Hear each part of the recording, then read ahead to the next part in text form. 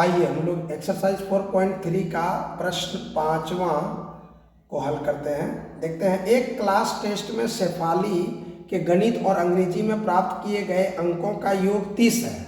यदि उसको गणित में 2 अंक अधिक और अंग्रेजी में 3 अंक कम मिले होते तो उनके अंकों का गुणनफल 210 होता। उसके द्वारा दोनों विषयों में प्राप्त किए अंक ज्ञात कीजिए।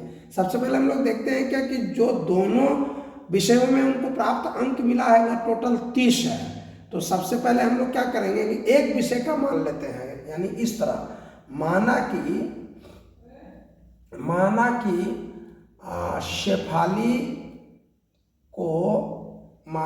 शेफाली को गणित में प्राप्तांक, तो गणित में प्राप्त अंक कितना है, मान लीजिए x है। तो इस स्थिति में तो शेफाली को अंग्रेजी में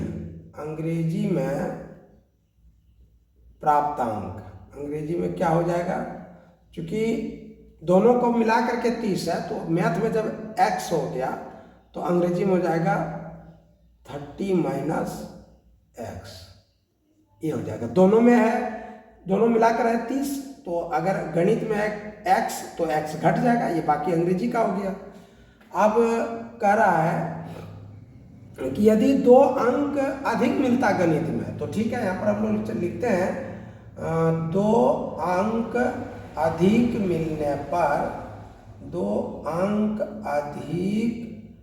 मिलने पर उसका गणित में प्राप्तांक देखिए, चलिए, जब 2 अंक अधिक मिलेगा गणित में तब गणित में उसका प्राप्तांक कितना होगा। तो अभी गणित में मान लीजिए x है तो 2 अंक अधिक मिलने पर x + 2 हो जाएगा। इसी प्रकार 3 अंक कम मिलने पर उसका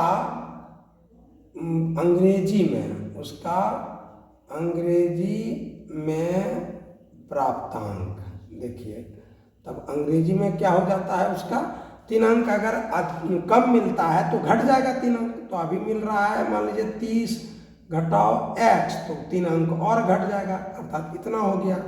अब देखिए बराबर यहाँ पर हो जाएगा 30 में 3 माइनस हो जाएगा 27 माइनस x, ये हो गया उसका अंग्रेजी का अंक और ये हो गया गणित का अंक। अभी इसमें कहता है कि उनके अंकों का गुणनफल 210 है। तो प्रश्न से लेते हैं, चलिए, प्रश्न में क्या कह रहा है, प्रश्न से क्या कह रहा है कि x + 2 ये हो गया गणित का अंक और 27 माइनस x ये हो गया अंग्रेजी का अंक, दोनों का गुणनफल हो जाता है 210। चलिए अब इसको गुणा करते हैं, x × 27, तो क्या हो जाएगा यहाँ पर 27x, x × -x, तो क्या हो जाएगा -x², और फिर अब 2 से मल्टीप्लाई करेंगे, 2 × 27 तो ये हो जाएगा +54, और +2 × -x यहाँ हो जाएगा -2x = इधर रह जाएगा 210। अब देखिए यहाँ पर क्या हो गया, हमारा जो है -x² यहाँ एक ठो हो गया, और ये 27x में 2x घट जाएगा, ये माइनस है ये प्लस है, तो प्लस में -2x घट जाएगा तो बच जाएगा यहाँ पर 25 + 25x। 27x का चिन्ह प्लस है और 2x का चिन्ह माइनस है, तो ये इसमें घट करके +25x बचेगा, और उसके बाद यहाँ पर +54 रहेगा और उधर से 210 इस पार आ जाएगा बाईं ओर, तो -210 = इस पार बच गया 0। अब हम लोग देखते हैं क्या कि ये -x² जो का त्यों, उसके बाद यहाँ पर 20 + 25x जो का त्यों, अब इसमें प्लस है ये और ये माइनस है तो घट जाएगा, 10 में 4 घट जाएगा 6, और यहाँ 0 हो गया, 10 में 5 घट गया 5, और यहाँ बच गया 1, घटा हो गया ये, बराबर हो गया 0। और हम लोग -1 सभी से कॉमन ले लेते हैं। इसके बाद यहाँ देखते हैं x² प्लस, यहाँ पर प्लस की जगह पर माइनस निकल गया, बच गया -25x, और माइनस निकल गया, बच गया +156 = 0। अब -1 को दाहिनी ओर ले जाकर 0 में भाग दे देंगे, खत्म हो जाएगा। x² -25x + 156 = 0। अब यहाँ पर x² का गुणांक 1 है और 156 का ये जो है तीसरा पद है, तो पहला पद गुना तीसरा पद कर लेंगे, हमारा हो जाएगा 156। इसको जब गुणनखंड में सेट करेंगे, जिसको जोड़ने या घटाने पर -25 हो, तो ये हो जाएगा हमारा 12 × 13, तो 12 × 13 हो जाएगा। अब यहाँ पर हम लोग इसको सेट कर देंगे दोनों को माइनस में, x² -12x -13x और +156 = 0। तो यहाँ पर 4 पद हो गया, 4 पद में 2 पद का कॉमन लेते हैं हम लोग। सबसे पहले इसमें उभयनिष्ठ गुणनखंड x है, x निकाल लिए, यहाँ पर बच गया x -12 और यहाँ पर -13 कॉमन में आ जाता है, -13 × x, और यहाँ -13 × -12 रहेगा, तो ये हो जाएगा -13 निकल गया, यहाँ बच गया x और यहाँ पर बच गया -12 = 0। अब यहाँ पर x -12 को पहले हम लोग कॉमन में निकाल लेते हैं, इधर बच गया इसमें x और -13 = 0।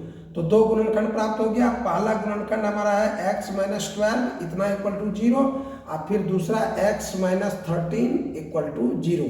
तो इस परिस्थिति में क्या हो जाएगा, x = 12 और x = 13।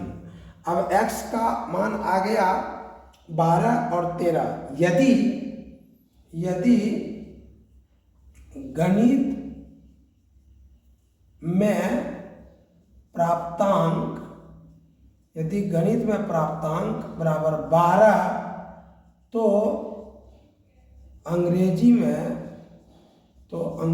में प्राप्तांक क्या हो जाएगा, प्राप्तांक ये 12 30 में घट जाएगा, तो 30 घटाओ 12 बराबर 18। इस प्रकार 18 आ गया अंग्रेजी में। और यदि गणित में प्राप्तांक 13 अगर आया, तो देखिए, तो अंग्रेजी में क्या हो जाएगा, तो अंग्रेजी में प्राप्तांक उस परिस्थिति में 30 में 13 घट जाएगा, घटाओ 13 बराबर 17। यही दोनों आंसर हो गया। आइए हम लोग देखते हैं 4.3 एक्सरसाइज का छठा क्वेश्चन। एक आयताकार खेत का विकर्ण उसकी छोटी भुजा से 60 मीटर अधिक लंबा है। यदि बड़ी भुजा छोटी भुजा से 30 मीटर अधिक हो तो खेत की भुजाएं ज्ञात कीजिए। चलिए हम लोग सबसे पहले देखते हैं कि एक आयताकार खेत है। पहले इसको आयताकार खेत हम लोग देख लेते हैं। ये हमारा एक आयताकार खेत है।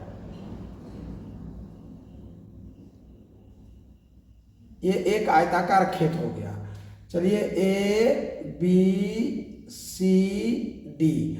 अब इसमें क्या आ रहा है कि इसका विकर्ण, तो इसका ये जो विकर्ण है ए सी, ये है इसकी छोटी भुजा। मान लीजिए बी सी अगर x है तो बी सी से इस 60 अधिक है, यानी x + 60 हो जाएगा मीटर। और छोटी भुजा से ये बड़ी भुजा जो है ए बी वह 30 अधिक है, यानी x + 30 हो जाएगा। तो छोटी भुजा अगर x हम लेते हैं तो विकर्ण x + 60 हो गया और बड़ी भुजा जो है x + 30 हो गया। तो हम लोग यहाँ पर हल करते हैं। माना कि आयताकार खेत की छोटी छोटी भुजा को मानते हैं हम लोग, छोटी भुजा बराबर x। जब छोटी भुजा x हो गई तो विकर्ण क्या हो जाएगा, देखिए तो विकर्ण हो जाएगा, विकर्ण बराबर x प्लस 60, इतना मीटर हो जाएगा ये विकर्ण। और उस परिस्थिति में बड़ी भुजा और बड़ी भुजा बराबर क्या हो जाएगी, x छोटी भुजा से 30 अधिक है तो x प्लस 30 मीटर हो गया ये। अब देखिए हमारा यहाँ पर हम क्या देख रहे हैं कि ये जो छोटी भुजा है x है, विकर्ण x प्लस 60 हो गया और बड़ी भुजा x प्लस 30 हो गया। तो ये जो एक त्रिभुज के रूप में हो गया, यानी ABC एक त्रिभुज जो हो गया, ये समकोण त्रिभुज हो गया। तो समकोण त्रिभुज में हम देख रहे हैं कि कर्ण है, आधार है, लंब है। अब समकोण त्रिभुज ABC में चलिए आइए देखते हैं, जो है छोटी भुजा जो है BC जो है बराबर है x और AB क्या है, बड़ी भुजा, ये आधार वो है x प्लस 30 और कर्ण जो है AC क्या है, AC इक्वल टू हो जाएगा x प्लस 60। तो इस प्रकार हम देख रहे हैं कि यहाँ पर पाइथागोरस प्रमेय से कर्ण का स्क्वायर बराबर हो जाता है लंब का स्क्वायर जोड़ आधार का स्क्वायर, x स्क्वायर प्लस 30 का होल स्क्वायर और इक्वल टू x प्लस 60 का होल स्क्वायर। किसके अनुसार, तो पाइथागोरस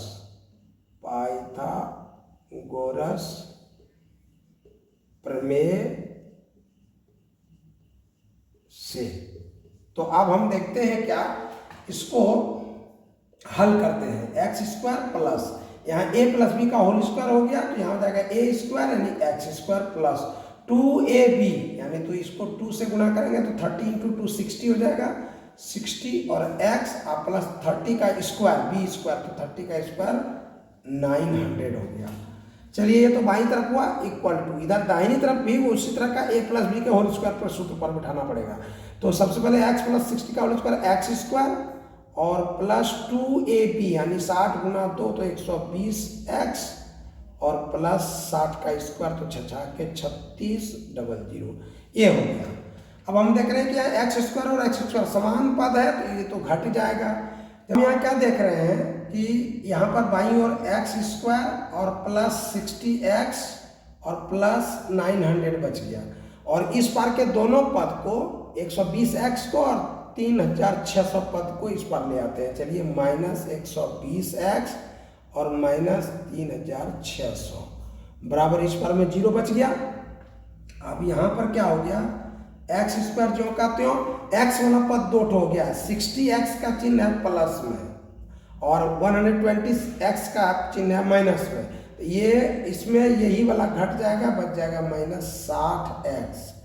और यहाँ पर हम देखते हैं कि 3600 जो है वो अंक में है, ये इसमें माइनस है और ये 900 में प्लस है, ये उसमें घट जाएगा, बचेगा माइनस 2700 बराबर हो गया 0। अब यहाँ पर हमारा ये द्विघात समीकरण पर आ गया, इसको हम लोग गुणनखंड विधि से हल करते हैं। यहाँ पर एक्स स्क्वायर का गुणांक 1 है और तीसरा पद यहाँ पर 2700 है। 2700 को 1 से गुणा करेंगे तो यही रह जाएगा 2700 और 2700 को गुणनखंड में सेट करेंगे तो 90 गुना 30 होगा, जिसको घटाने पर ये हमारा जो है 60 आ जाएगा। तो चलिए उसको सेट करते हैं हम लोग।